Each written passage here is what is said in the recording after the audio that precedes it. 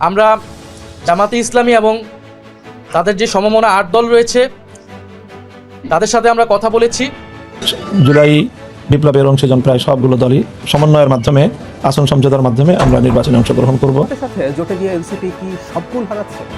আমরা কথ্য ভাষায় যেমন বলি আম ছাড়া দুই গেল কি।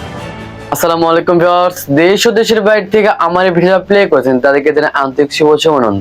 যেখানে জোটের কথা ছিল সেখানে ভাঙন ধনু নতুন করে 10 আসন 30-এর জায়গা 10, এটা কেমনে মানা যায়? এটা তো অবিশ্বাস্য একটা ঘটনা।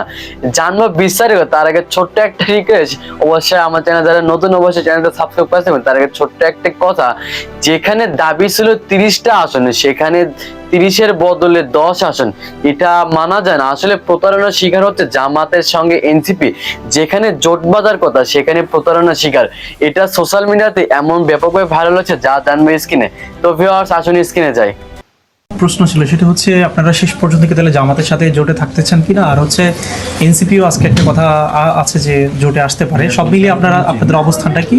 আমরা আশা করছি যে বৃহৎ জুলাই বিপ্লবের অংশীজন প্রায় সবগুলো দলই সমন্বয়ের মাধ্যমে আসন সমঝোতার মাধ্যমে আমরা নির্বাচনে অংশগ্রহণ করব। সেখানে অন্যান্য দলের পাশাপাশি ইসলামী আন্দোলন বাংলাদেশ, বাংলাদেশ খেলাফত মজলিস, জামাতে ইসলামী, এনসিপি সহ অন্যান্য আরও দলও থাকবে। আমরা জামাতে ইসলামী এবং তাদের যে সমমনা ৮ দল রয়েছে তাদের সাথে আমরা কথা বলেছি এবং তাদের যে নির্বাচনী সমঝোতা জাতীয় নাগরিক পার্টি এনসিপি সেই নির্বাচনী সমঝোতায় সম্মত হয়েছে। আমরা জাতীয় নাগরিক পার্টি এনসিপি এবং এই সমমনা ৮ দলের সাথে আমরা একত্রে নির্বাচনে অংশগ্রহণ করব বলে আমরা সিদ্ধান্ত নিয়েছি। জামাতের সাথে জোটে গিয়ে এনসিপি কি সবগুল হারাচ্ছে? আমরা কথ্য ভাষায় যেমন বলি আম ছাড়া দুই গেল কিনা এনসিপির। একটা খবরের দিকে তাকিয়ে এটা মনে হচ্ছিল, যমুনা টিভির অনলাইন পোর্টালে একটা নিউজ এসছে, এনসিপিকে 10-এর বেশি আসনে ছাড় দিচ্ছে না জামাত। জামাতের সাথে জোটবদ্ধ হওয়ার সময় প্রাথমিকভাবে 30টি আসনের ব্যাপারে সমঝোতা হয়েছিল এনসিপির, কিন্তু চূড়ান্ত সিদ্ধান্তে তা নেমে আসছে 10-এর নিচে। এতে বাদ পড়তে যাচ্ছেন এনসিপির বেশ কয়েকজন আলোচিত নেতা, যা নিয়ে ফের উত্তাল হতে পারে দলটির অন্দরমহলে। যদিও নির্বাচনী কৌশলের কারণে এখনই এ নিয়ে আনুষ্ঠানিকভাবে কোনো কথা বলতে রাজি হয়নি জামায়াত বা এনসিপির কেউই। জামায়াত চায় জনভিত্ত জনপ্রিয়তা আছে এমন প্রার্থীদের চূড়ান্ত তালিকায় রাখতে। এনসিপি জামাতের সাথে জোট করে এনসিপির বিরাট ক্ষতি হয়েছে দল হিসাবে।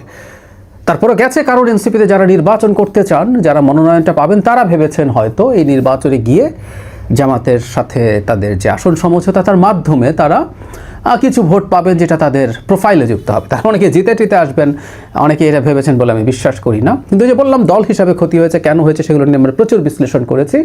জামাতের এই বিরাট উপকার হয়েছে, এই তরুণদেরকে সামনে রাখতে পারছে। অভ্যুত্থানের তরুণরা, এনসিপির যারা নেতা আছে তাদের সোশ্যাল ক্যাপিটাল অনেক কমে গেছে, কিন্তু তারপরও এটা ফেলে দেওয়ার মতো না। অ্যাট দ্য সেম টাইম, যেটা বারবার বলছি, একটা ধর্মীয় জোট, সেখানে সে যতগুলো মধ্যপন্থী দল পাবে তাতে এটা ইসলামী জোট, এই ব্র্যান্ডিং থেকে জামাত বেরিয়ে আসতে পারে। এটা সবচেয়ে বড় সুবিধা তার জন্য ছিল। এখন এনসিপিকে 10 সিট দিক বা 30 সিট দিক, এনসিপি থাকলেই আসলে ব্যাপারটা হয়ে যায়, তার পারপাস সার্ভড হয়ে যায়। জামাতের সব দিকেই গেইন, এবং এখন জামাত 30টা সিটও ছাড়তে রাজি হচ্ছে না, এই সম্ভাবনা অন্তত আমরা দেখছি। এটা জাতীয় পত্রিকা, মিডিয়া এটা কিছু ভিত্তির কারণেই হয়তো করেছে। যে কথাটা বলতে চাচ্ছিলাম, এনসিপির 30টা সিটের ডিলও আমার কাছে ঠিক মনে হয়নি, কারণ তারা অনেক কিছু হারিয়েছে। আমি বারবার বলছি যে দল হিসেবে এনসিপির জন্য এটা একটা ডিজাস্টার তৈরি করতে পারে। অনেকে বলছেন বিএনপির সাথে জামাত ছিল, কথাগুলো অনেকবার বলেছি, আবার এখানে প্রসঙ্গ আসলো বলে বলছি। জামাত বিএনপির সাথে বা অন্য ইসলামী দল বিএনপির সাথে গেছে, এখনও একটা দল বিএনপির 4টা সিটে ছাড় পেয়েছে, জমিয়তে উলামায়ে ইসলাম। আর এখানে যেটা হচ্ছে, একটা ধর্মীয় জোটের সাথে এনসিপি গেছে, এবং জামাতকে শুধু ধর্মীয় প্রশ্নে না 71 প্রশ্নেও প্রচণ্ডভাবে প্রশ্নবিদ্ধ করেছে রিপিটেডলি এনসিপির নেতারা। শুধু তাই না, যে সংস্কারের জন্য তাদের এক ধরনের একমত আছে বলে বলছে, এটাও ঠিক না, কারণ আমরা এটা খুব স্পষ্টভাবে জানি, জনাব নাহিদ ইসলাম এনসিপির প্রধান খুব শক্ত ভাষায় জামাতকে সংস্কারের আলাপ, জুলাই সনদ নষ্ট করার জন্য অভিযুক্ত করেছেন, যখন তারা লোয়ার হাউসে পিয়ার নিয়ে মাঠে শোরগোল করছিল।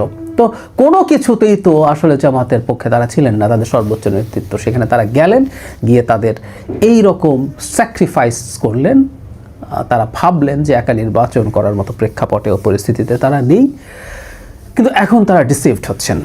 রাজনীতি আসলে এরকমই কঠিন। যদি ঘটনাটা এরকম ঘটে, বা 30-এর কমও যদি হয়, আমি আবার বলছি এটা 50-60-এর অ্যাটলিস্ট বার্গেইন না, এটা কনফার্ম তাদের হওয়া উচিত, বার্গেইন আরও বেশি করে করা দরকার ছিল। কারণ হলো জামায়াতের এনসিপিকে লাগবে, কিন্তু এখন সমস্যা যেটা হয়েছে, এখন আর ফিরে আসার উপায় নেই।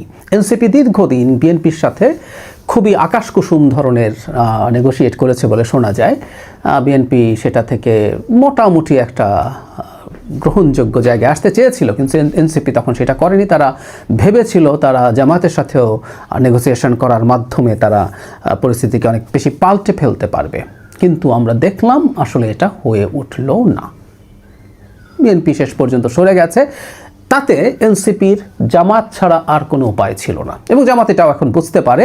কারণ হচ্ছে এখানে তারা যদি শেষ পর্যন্ত এই ছাড়গুলো না দেয়, তারা জানেন এনসিপির যাওয়ার কোনো জায়গা নেই, সত্যিই নেই। কারণ এনসিপি এখন আমি যতদূর জানি 30টার বেশি বা যতগুলো সিটে দিয়েছে এর বাইরে এনসিপি মনোনয়নপত্র দাখিল করেনি।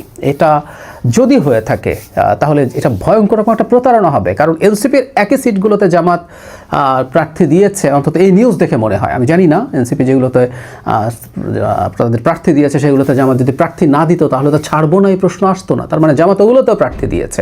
কিন্তু আমরা যতদূর জানি এনসিপি তারা যে সিটগুলো চায় তারা সম্ভবত 30-এর বেশি দিয়েছে, প্রায় 50-এর মতো দিয়েছে, কিন্তু এর বাইরে কোথাও তারা আর প্রার্থী দেয়নি। তাহলে যদি তারা এই 10টা 15 বা 20-এও যদি হয়, তাদের কথা যদি রাখা না হয়, এনসিপি চাইলেও বাইরের সিটগুলোতে আর পার্টিসিপেট করতে পারছে না, কারণ মনোনয়নের আর কোনো রকম কোনো সুযোগ নেই।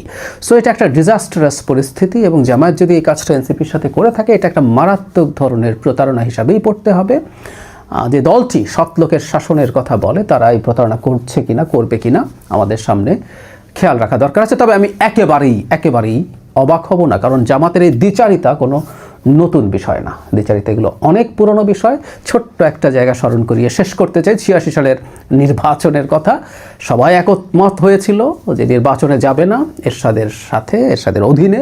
শেখ হাসিনা তো ঘোষণা করেছিলেন জাতীয় বেঈমান হবে যারা যাবে, তার পরদিনই তিনি যাওয়ার ঘোষণা দেন, এবং জামায়াতে ইসলামী হাসিনার সাথে সেই নির্বাচনে গিয়েছিল। সো ভিউয়ার্স, ভিডিওটা ভালো লাগলে অবশ্যই লাইক করুন, চ্যানেল সাবস্ক্রাইব করে অবশ্যই পাশে থাকেন। পরবর্তী ভিডিওটা পাওয়ার জন্য অবশ্যই অপেক্ষা করুন।